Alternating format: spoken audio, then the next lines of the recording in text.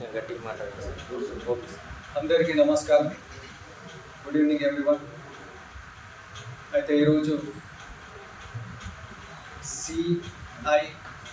CIR అనే app ద్వారా central equipment identity register, దీంట్లో ఎవరిదైనా ఫోన్ పోయిందని పోలీస్ స్టేషన్కి వచ్చి రిజిస్టర్ చేయించుకుంటే ఈ యాప్లో అప్లోడ్ చేసి వివరాలన్నీ కూడా, ఫోన్ వివరాలన్నీ కూడా దాంట్లో ఇది ఒక సెంట్రల్ యాప్.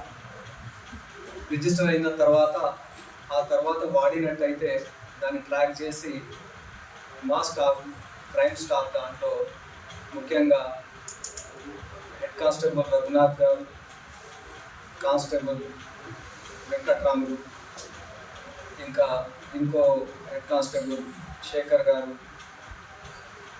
ఇంకా మురళి, బాబ్యానాయక్, వీళ్ళందరూ కూడా మంచి ఎఫర్ట్స్ కనబరిచి 23 స్మార్ట్ ఫోన్స్ను రికవరీ చేయడం జరిగింది. ట్రేస్ చేసి గుర్తించి తీసుకోవడం జరిగింది.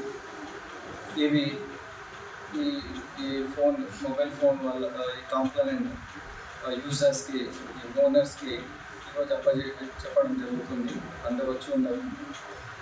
అయితే ఇందు మూలంగా నేను ప్రజలకు తెలియజేసేది ఏంటంటే, రద్దీగా ఉన్న ప్రదేశాలలో పిక్ పాకెటర్స్ చూసుకొని ఉంటారు.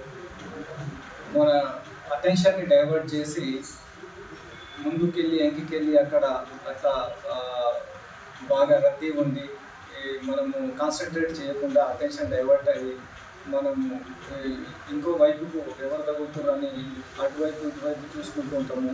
మన పాకెట్లలో పైన కానీ కింది జేబులో కానీ పెట్టుకొని ఉంటాం. అట్లా వాళ్ళు తెలియకుండానే ఈజీగా తీసుకుంటారు. కాబట్టి ప్రతి ఉండే ప్రదేశాల్లో ఎవరైనా విఐపీస్ వచ్చినట్టయితే, పొలిటికల్ లీడర్స్ కానీ, ఇంకా సినీ ప్రముఖులు కానీ, అట్లా ఇంకా థియేటర్స్లో కానీ ఎక్కువ పోయే అవకాశాలు ఉంటాయి, బస్ స్టాండ్లలో, బస్సులలో. కాబట్టి అక్కడ జాగ్రత్త వహించాలి. ఇవే కానీ మొబైల్ ఫోన్లే కానీ, ఇంకా విలువైన వస్తువులు కానీ, ఈ పర్సులు, ఇంకా పర్సులలో గోల్డ్ జ్యువెలరీ కానీ, ఇంకా గోల్డ్ జ్యువెలరీ, మెడలో ఉన్న గోల్డ్ జ్యువెలరీ కూడా లాక్కునే పిక్ పాకెటర్స్ లాక్కునే ఛాన్సెస్ ఉంటాయి. కాబట్టి జాగ్రత్తగా ఉండాలని నేను కూడా కోరుతున్నాను.